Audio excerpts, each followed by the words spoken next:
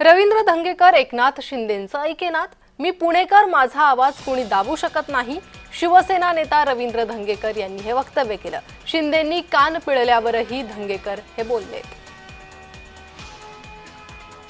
दंगेकरांचं माझं बोलणं झालेलं आहे.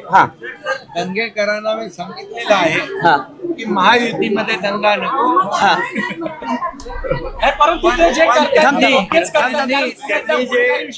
त्यांनी जे सांगितलं की पुण्यामध्ये कायदा सुव्यवस्था अबाधित राहिली पाहिजे, सर्वसामान्य गोरगरीब जनतेला कुठलाही त्रास होता कामा नये, पुण्यामध्ये मुली बाळी नागरिक निर्भयपणे त्यांना फिरता आलं पाहिजे, कायदा सुव्यवस्था राखली गेली पाहिजे. आणि म्हणून मी एवढं सांगतो की गुन्हेगाराला क्षमा नाही.